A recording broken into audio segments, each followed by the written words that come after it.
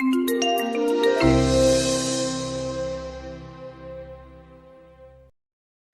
name is Xi, and I'm here today to introduce my father to you all. First of all, I want to say thank you all for putting on this event today, and thank you for having my father and I at Google. So my father is a physics professor at Temple University, and he's a physicist, but because of his experience with his prosecution, he has also been sharing his experiences and speaking out against racial profiling and all forms of scapegoating of communities of color in the name of national security. He's in the Bay Area this week on a speaking tour organized by universities and also a coalition called the End National Security Coalition, which is a group of individuals and organizations that have been working on this issue. So I want to say thank you to everybody who has been welcoming to my father this week. In 2015, my father, Xiaoxing Xi, was falsely accused of passing US technology secrets to entities in China. He was widely labeled a spy, and he was seen as a national security threat. This ordeal took a huge toll on him, as well as my whole family and our community at large. After several months, all of the charges were dropped completely because they were wrong. They were not based on any facts. Yet today, the US government who accused my father and prosecuted him has not apologized, explained, or been accountable in any way for this abuse of power that they have created. And my family has still been dealing with the consequences of this action. So today, my dad will share his story. He'll talk about what happened in his case. He'll talk about his background, his experiences, and really how there's a human impact about cases like this. Individuals may read about this in the news and see the headlines of a prosecution and drop charges, but really behind the scenes, there's a lot of hurt and pain and fear that goes behind it. And he'll also be speaking to just based on his story, the harms of racial profiling and scapegoating in the name of national security. So I'd like to hand it off to my father, and thank you again for having us here.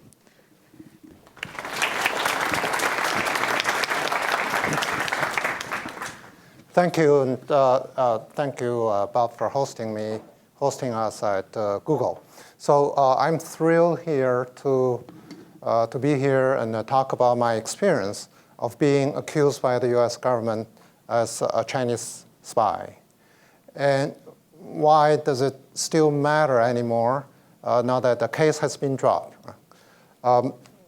Because what the government did to me represent a great danger to liberty in this country, because I don't want this to happen to you.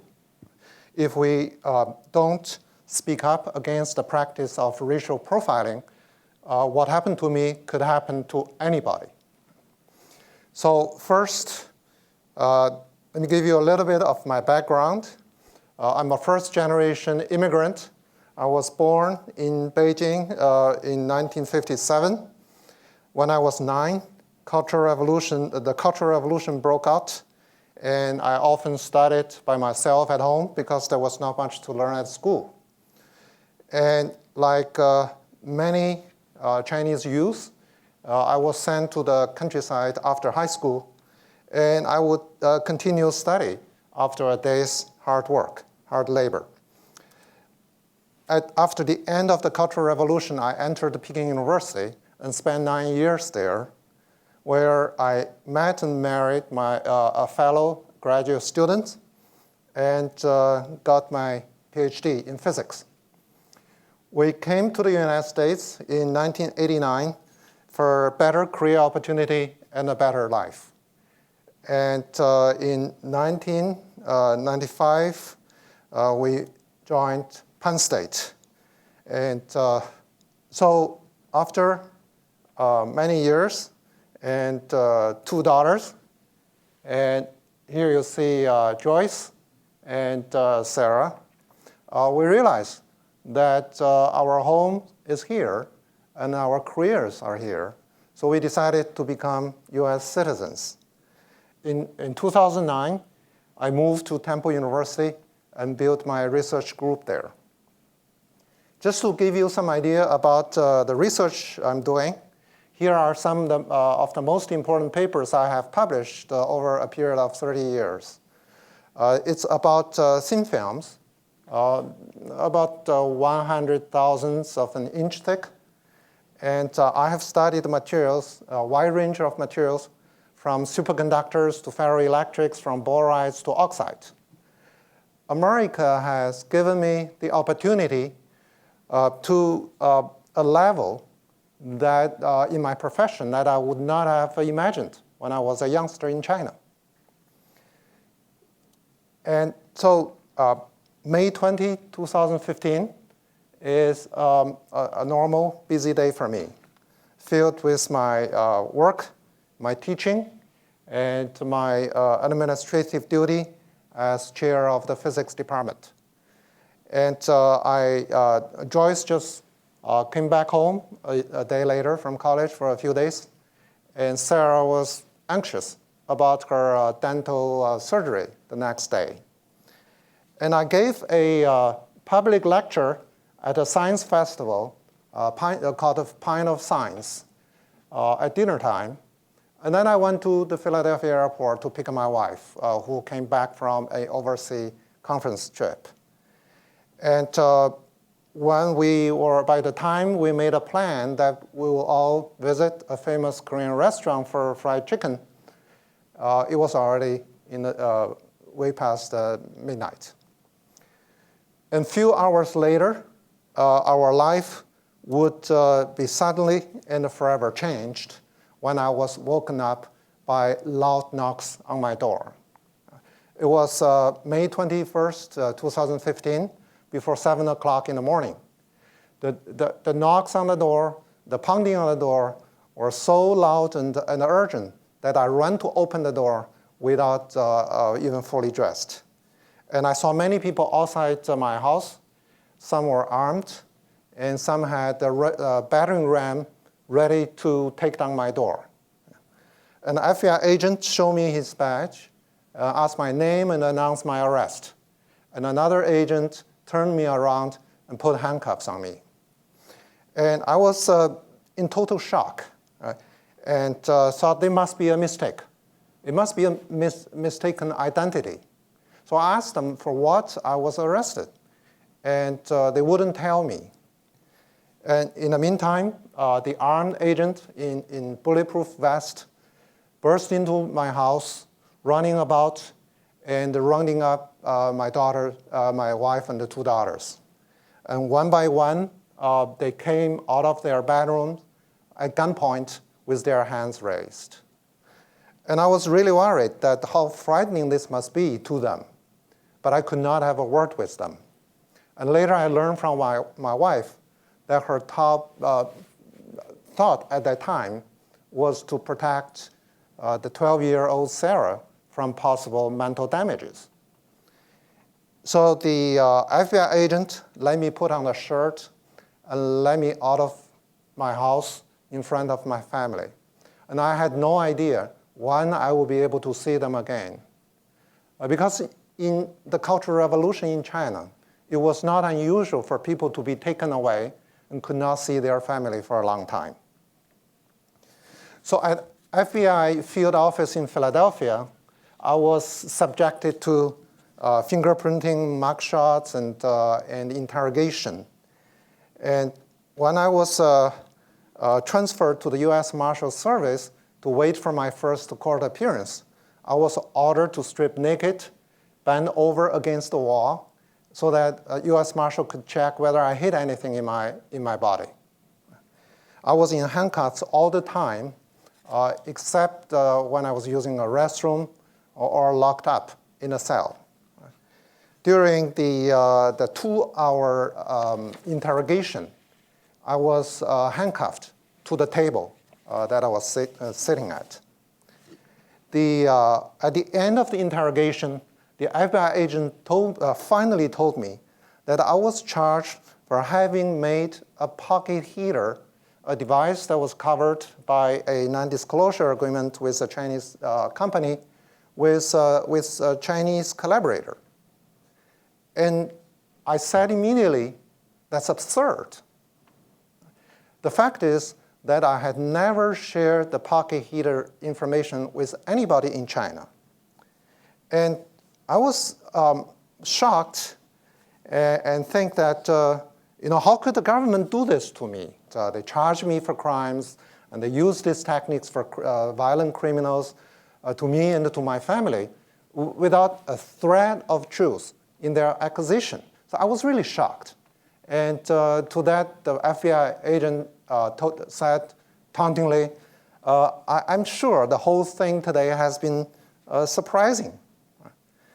And in the afternoon, at my first court appearance, I was released on bail of $100,000 or my house with various travel restrictions. So when I finally united with Joyce and my wife outside of the jail, it was drizzling. And so I was, I shivered because I had very little clothes on me. When we were just pulling into our the driveway, and then we saw the FBI agent waiting for us with a search warrant. For the next 2 hours, the FBI agents searched every corner of our house and carted away our belongings. When all these were over, I told Joyce and Sarah that Dad has done nothing wrong, but you have to prepare for a very, very hard life ahead of us. The charges against me was about a device called the Pocky Heater. And that was developed by a US company, STI. And in 2002 to 2003, I took a sabbatical leave from Penn State to work at Stanford and Sunnyvale, California company called Conductors near here. And in the indictment, the government said that the individual at the company, this US company, invented a piece of technology, a device, which revolutionized the field of superconducting magnesium diboride thin film growth. And this tale of an invention of a revolutionary device by STI was pure fabrication. The Pocky Heater was invented by a German company in the 1990s, and STI just modified it for its own purpose. And this slide shows the the Pocky Heater that was invented by Professor Helmut Kinder in University of Munich. And a heater is what we use to heat a substrate when we make thin film materials. Right? It's much like using a stove for cooking. And the picture that I'm showing here was from his paper published in 1993, and also from the patent that the Kinder's company filed, which is published in 1998. And so a Pocky Heater, you can see from the left that it looks like a cookie can with half of its cap removed. And inside the pocket, it was filled with oxygen. And there is a rotating platen that switched the substrate on it from the opening where metals are deposited on the substrate into the pocket where they will be oxidized. And this is a wide-known invention. In the community, it was known as a Kinder heater. In the 1990s, conductors adopted the Kinder heater for their own thin film production. And after conductors and the STI merged at the end of 2002, STI continued to use the Kinder heater for its thin film production. And this slide shows the STI Pocky Heater for magnesium diboroid thin films. And I can toggle it back and forth, I guess. And the STI Pocky Heater looks like the Kinder heater, and it works like a Kinder heater. STI simply modified the Pocky Heater so that in the pocket, instead of oxygen, now it's magnesium vapor. And this heater, the STI started to talk about it at conferences from 2003, and they published a paper about it in 2006. So the Pocky Heater is not classified, it's not sensitive, but rather it's widely known publicly. And the STI Pocky Heater produce magnesium diboroid thin films inferior in quality compared to the films produced by the technique that I invented at Penn State before I started my sabbatical leave. And my technique has been universally recognized as the best technique for magnesium diboroid. So in addition, I'm not aware of any economic value of this Pocky Heater to the US company. And the prosecutor admitted that the so-called crime that committed had no economic damage to STI. So I really don't understand why the US government should even care about a Pocky Heater. So in the indictment, the government alleged that I repeatedly reproduced, sold, transferred, distributed, and otherwise shared the Pocky Heater and the Pocky Heater technology and exploit for the benefit of third parties in China, including government entities, and in an effort to help Chinese entities become world leader in the field of superconductivity. I have never done any of the things that the government accused me of doing. It is utterly ridiculous that I would steal a publicly available STI Pocky Heater, which is inferior to my own technique, and that somehow could make the Chinese world leaders in superconductivity. So there were 4 counts in the indictment based on 4 emails that I sent from my Temple University address to colleagues in China. And none of the emails talked about the Pocky Heater. They were about things completely different from the Pocky Heater. Right? If you look at the first account, it was about an email that confirming that a certain technology had been delivered to a laboratory in China. In fact, the certain technology had nothing to do with the STI Pocky Heater. It was about the HPCVD technique that my group invented at Penn State and before my sabbatical leave. And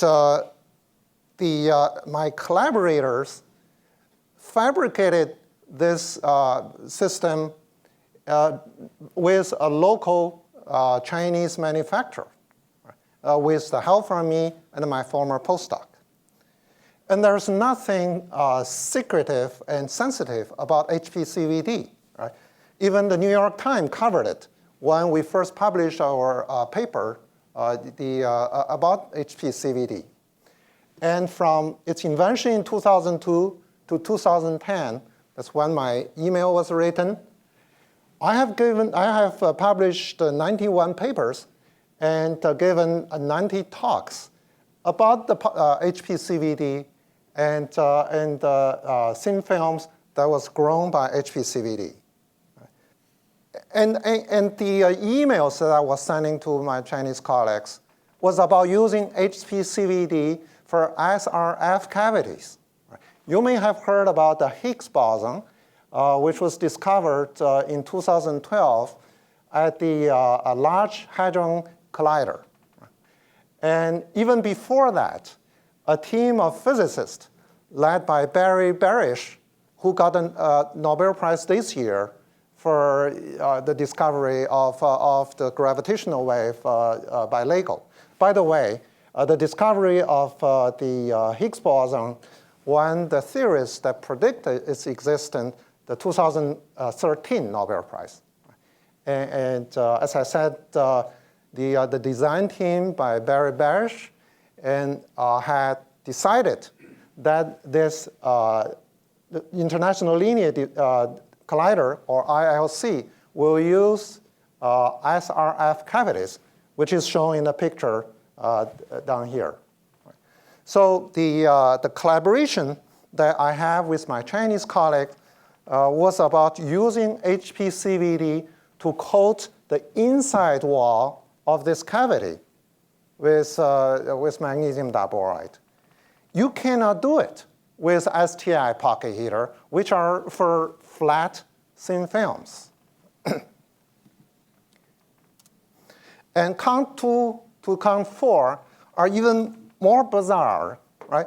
Because they were not about magnesium diboride, right? They were about oxide, and magnesium diboride is not an oxide, right? Here is the email 2, and on the subject line, it says very clearly that it's about oxide films and interfaces. And here it says that I will be happy to build up a world-class oxide thin film lab that would include laser MBE and oxide MBE. An oxide thin film lab that use laser MBE and oxide MBE has no use for the STI Pocky Heater for magnesium diboride. So even though I knew that I was innocent, I understood perfectly that we could still be in jeopardy if I did not defend myself successfully. So I was very fortunate to have engaged a team of excellent lawyers. It was led by Peter Zeidenberg of Aaron Fox in Washington, D.C. And it has a local counsel, Mike Schwartz, from Pepper Hamilton in Philadelphia, and an IP attorney, Tony Shaw, from the New York office of Aaron Fox. And my lawyer contacted top experts in my research field and gave them all my email communications with my Chinese colleagues. And so you can see these experts not only have impeccable statures and reputations, but if you see John Rao was the former CTO and the president of Conductus. And Paul Chu discovered the high-temperature superconductor YBCO. David Labalastier is a top expert on applied superconductivity, including magnesium diboride. And Venki Venkatesan pioneered the technique of pulse laser deposition, and his company sells PLD and the laser MB equipment. And the Ward Ruby, whose company sold me a Pocky Heater, said that I am very familiar with the Pocky Heater, as I was one of the co-inventors. They all said in their affidavits that I had never shared the Pocky Heater technology with China. With these affidavits, my lawyers made a presentation, a 48 slides presentation to the government on August 21, 2015. And here I'm going to show you a few of them. And they told the prosecutors and FBI agents the tube heater that we were talking about for coating SRF cavities shown on the left, which the government said was the STI Pocky Heater that I stole for Chinese entities, is unrelated to the STI Pocky Heater, which is shown on the right. They have different principles, they have different designs, and they have different functionalities. And you remember the email for count 224 that was talking about the oxide films lab, which the government said was evidence that I stole the STI Pocky Heater on magnesium diboride to help Chinese to become world leaders in superconductivity. My lawyers had to tell them that magnesium diboride is not an oxide. Right? And magnesium diboride and oxide have opposite requirement for making thin films. They had to tell the government that oxide MBE is unrelated to the Pocky Heater, and laser MBE is unrelated to the Pocky Heater. And the STI Pocky Heater has no value or utility for oxide thin film labs that use laser MBE and oxide MBE. And John Raw, who was the CTO of Conductus when he adopted the Kinder heater for its thin film production, wrote, "The STI Pocky Heater was in no sense a revolutionary device. It was a modification of an existing technology that was well understood." And at the end, my lawyer made a request to the government, find your own expert, gave them all my email communications with my Chinese colleagues, and asked them, is there any evidence that Professor Xi shared any pictures, drawings, or schematics of the STI MGB2 Pocky Heater? And we also shared a draft motion to dismiss the indictment with the government, which we were ready to file with the court. And it says that the government's entire prosecution is based on the presentation of false and misleading testimony to the grand jury, premised on the faulty understanding of basic and non-controversial scientific principles and concepts by an FBI agent who was not qualified to be the government's sole witness before the grand jury. And on September 11, 2015, which is the deadline date which the court ordered us to file our motion, the government dismissed the case, right, citing additional information came to the attention of the government. To mark that occasion, we decided to go to the famous Korean restaurant to try their fried chicken, and it tasted so good. On September 17th, I went to my lab for the first time in 4 months. And my group presented me with a bouquet of flowers. And I was really very much moved. So the question, why it matters? Of course, it matters to us. As I told the New York Times reporter, that this is not a joke. This is not a game. You just imagine that one day I was a respected researcher and chair of the physics department. And next day, I was painted as a Chinese spy all over the internet in the news. And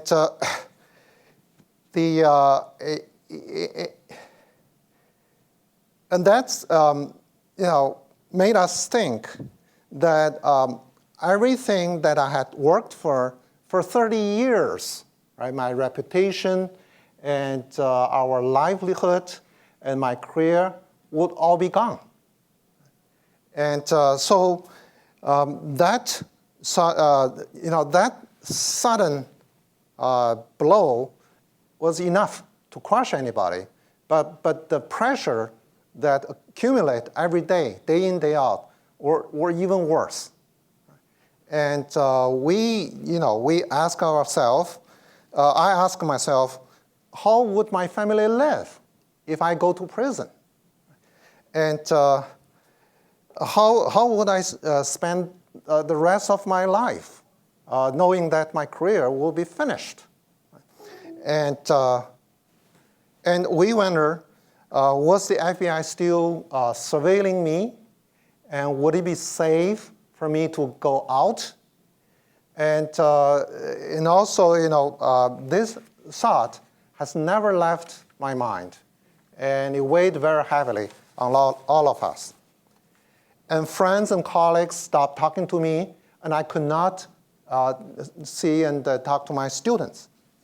And also, we did not know how were we going to pay for the mounting legal fee if the case dragged on. At the end, it cost us more than $220,000. And I feel that we are lucky because the case only lasted for less than 4 months.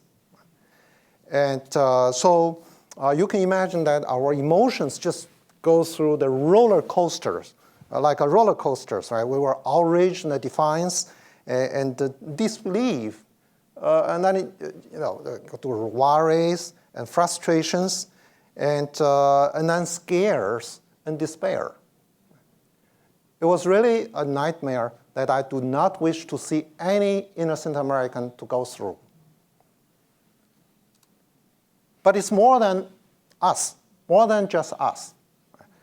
And whenever a Chinese scientist is arrested, some would say, well, he or she must have done something wrong.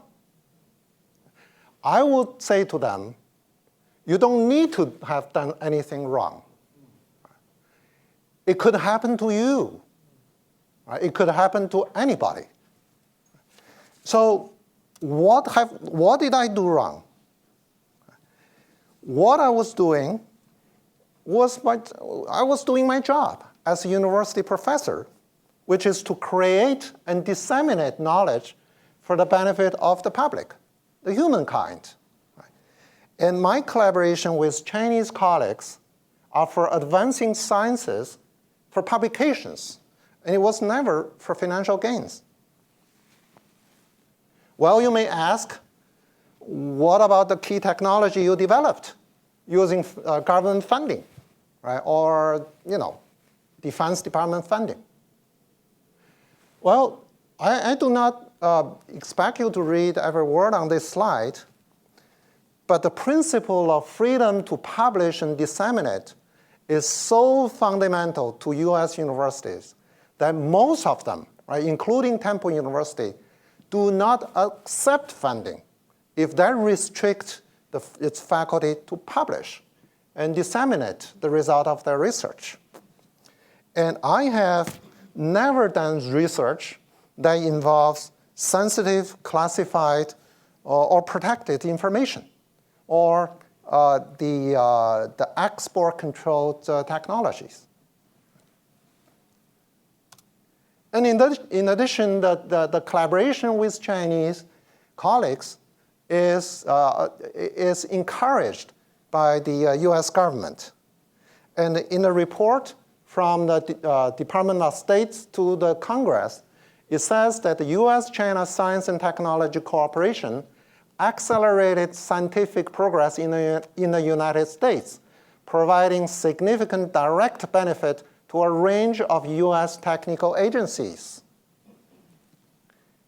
The national academies, whose main mission is to advise the US government on science and technology issues, and it says that science thrives on the open exchange of information, on collaboration, and on the opportunity to build on previous work. The United States gained and maintained its preeminence in science and technology in part by embracing the values of openness and by welcoming students and researchers from all parts of the world to America's shores. You can do things to help a foreign nation state, as I said, without realizing that you're dealing with, you think you're helping a buddy who's a researcher at a university in China, and what you're actually doing is passing information that ends up with the Chinese government. That's unwitting. I don't know whether it's the same as your implicit. Explicit would be, I'm sending this stuff to this researcher in China, And I'm doing it because I want to help the Chinese government, and I know he's hooked up with the Chinese government. So this perfectly demonstrates the mindset at the FBI. Right? And what the FBI sees as Chinese government entities are all universities in China, like Peking University, Tsinghua University, Shanghai Jiao Tong University, or the Chinese Academy of Sciences, because they are funded by the Chinese government. So basically, what they are doing is to criminalize all scientific academic collaborations with China. As pointed out from this National Academy's report, measures that hinders international collaboration in science and technology actually hamper U.S. economic competitiveness and well-being and prosperity. So it's been 2 years since my case was dismissed. But our struggle is far from over. Right? Last June, I had the opportunity to attend this conference organized by the Georgetown Law School, the Color of Surveillance. And I learned that people of color, minorities, religious minorities, and LGBT persons have disproportionately been the target of government surveillance.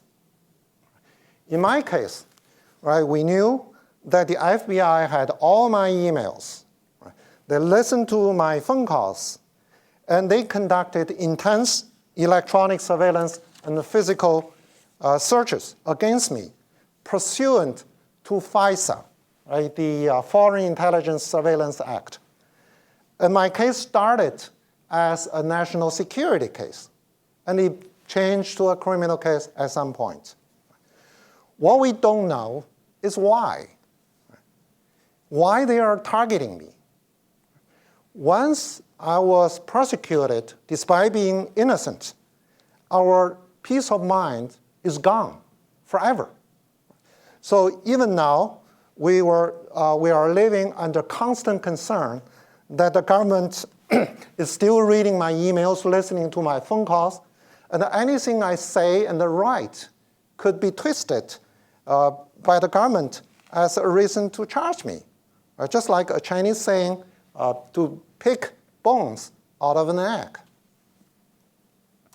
So the question is, did the government target me because my Chinese ethnic origin?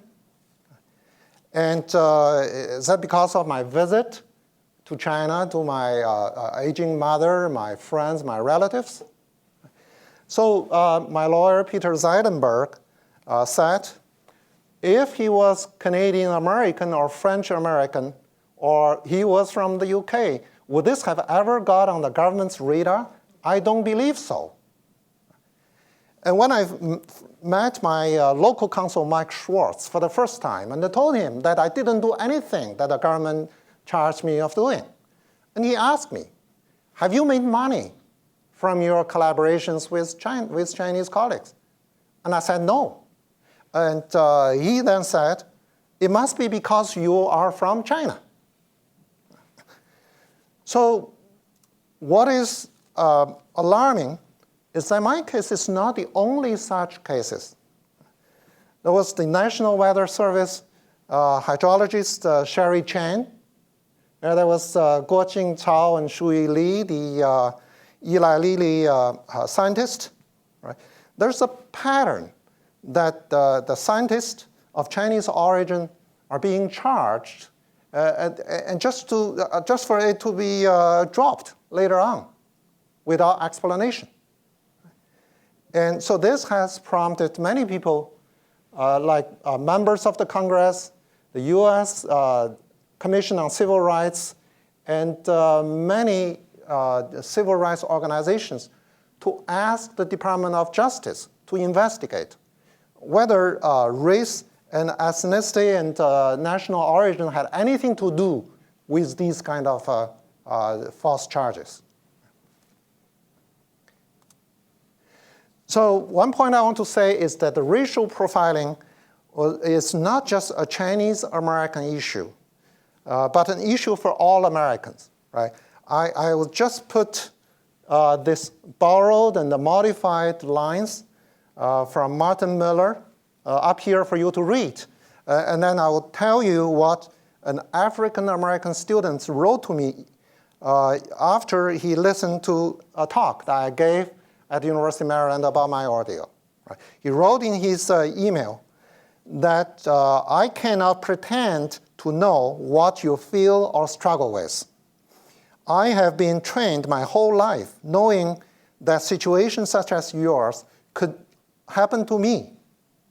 His great uncle was wrongfully convicted of raping a white woman and spent 25 years in prison until it was shown that the fingerprint in the evidence matched another man.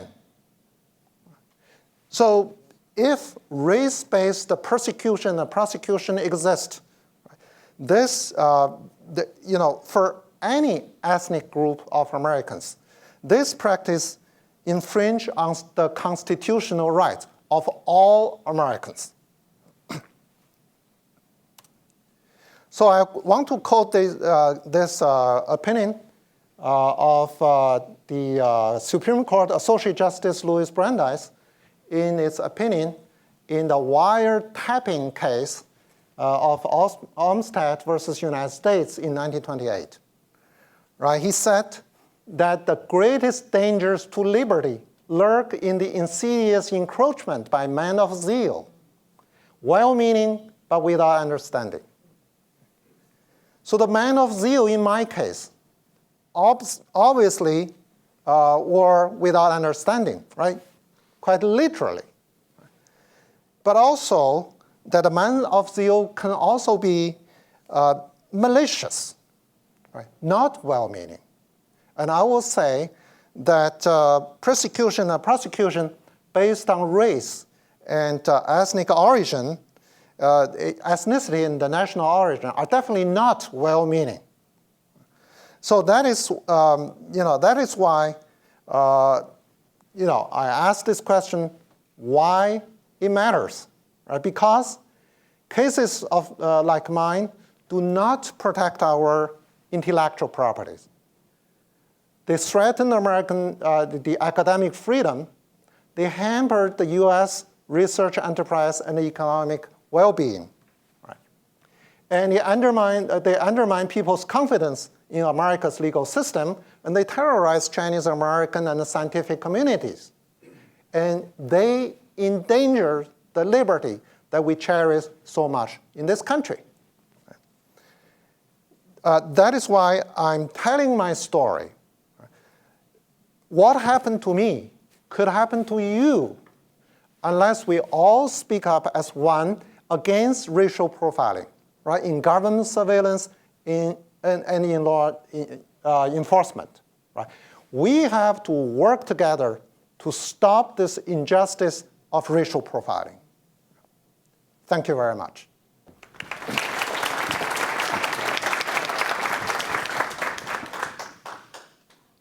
Coming from China and have experienced the Cultural Revolution, you must have been thinking about coming to the U.S. to escape these kind of accusations and loss of academic freedom. But then you come to the U.S. and experience pretty much same things in essence again. So does that change how you think about the essence of, say, the politics dynamics in China and the U.S., and how you think about the propaganda of governments? You are absolutely right. I mean, there is parallel in this, right?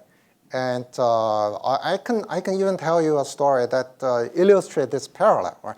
When I was in elementary school, I forgot, maybe 12-year-old or so, I was accused, right, by my teacher of saying Chairman Mao 3 years old. You know, at that time, everybody was forced to say, long live Chairman Mao, right? In Chinese, that means Chairman Mao 10,000 years. Right? And the Chinese caricature of 10,000, the scribble of it, looks very similar to the Arabic numeral 3. So my teacher was saying I was saying the chairman was 3 years old. And the whole class condemned me for the class. So you are absolutely right. This kind of being falsely accused, in a sense, was not foreign to us because I lived through Cultural Revolution. But absolutely, we were not expecting it here in the United States. What I have to say is that at least here there is this a process, the legal process, allow me to defend myself, right, to clear my name if I have enough money and if I have enough will. And at least we have this system that allows us to do this. So, but you are right that nobody should be naive, right, thinking that there is no problem in this country. Right? This country is a great country. We all love this country. That attracted people from around the world to come to this country. But this country also has its problems. But this country has a democratic process for all of us to get involved so that we can change it for the better. Right? That's why I'm talking, telling people my story. I hope I can encourage people to become more active, to take part in the democratic process and speak up, and because we see racial profiling happening, and we have to unite it to make our voice against racial profiling loud and clear, so that politicians, the people with decision power, will take that into their consideration, right, when they are making their decisions. So I hope that's answer what I'm thinking about this issue. Thank you. My question was, you seem to be like maybe at the peak of your career, about to be named the permanent chairman of the physics department, and maybe you can tell us a little more about, what the impact of all this has had on your professional career, and also you mentioned a lot about Joyce and the rest of your family, maybe the impact it's had on them. Well, this obviously had a very significant impact, the negative impact on my career and my family. And as you said, I was really at the peak of my career, and I was working 24/7 on my research, on my administrative job, and so on and so forth. And then this happened. And now, not only that I could not do my research and my work in that 4 months, but the effect continues. Effect continues, and it's not going to go away very quickly. So my reputation is tainted now. And there are a lot of opportunities that I would get, otherwise I could not get it anymore. And somebody was asking me a similar question. I was telling people that there are, for example, workshops of US-China collaboration, cooperation on superconductivity. The organizers would not invite me. And if I'm thinking about advancing in administrative roles, I can forget about it. Who would give this kind of opportunity to somebody who has gone through like that and are charged by the government? So my research group is now a tiny portion of the group I had before my arrest. And I was concerned that what I'm doing every day could be misconstrued by the government for some evil purposes. And I'm even scared when I'm signing my names on forms that we need to do for getting funding and manage my research projects. So this kind of effect, on my career, it's not going to go away, and it's very, very negative. In terms of the family, obviously we went through this, and my family, my wife, my children went through all this for no reason, right? For no reason. That was the toughest thing for me, to see them suffer because of me. Joyce was a chemistry major, and now she's working in the civil rights organization and try to raise awareness of people of the injustice that immigrants face. And this changed her life. Right? And Sarah was trying to go about her life like nothing happened, but we worry about the long-term effect. And we know that it hurt. She was hurt. She was scared. Before your arrest, was there any sign at all that something bad could happen to you, or was this just a pure surveillance that going in the background that you never knew, you never had a clue?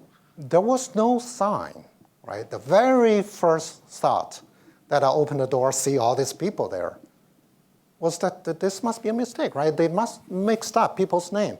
Why me? I have not done anything remarkable, right? All these people. I was still thinking a lot of things in the head of a department chair. I was saying, all these people, that must cost government, the taxpayer, tons of money for them to have all these people come to arrest me. For what? Right? And I was just like anybody. I read news about some Chinese got arrested and charged and so on and so forth. I never thought that it will happen to me. And I think a lot of people are still thinking that way. So that's why I'm telling people, I'm telling the details about why they charged me, what are the exact things that I did, and so on and so forth. Because I want people to understand, you don't have to do anything wrong. Right? Just because maybe you have a relative in China, you talk to them over the phone, or maybe, you talk to somebody which they are monitoring, that can get you in trouble. So it's very scary. I have to say that. But how do we change that?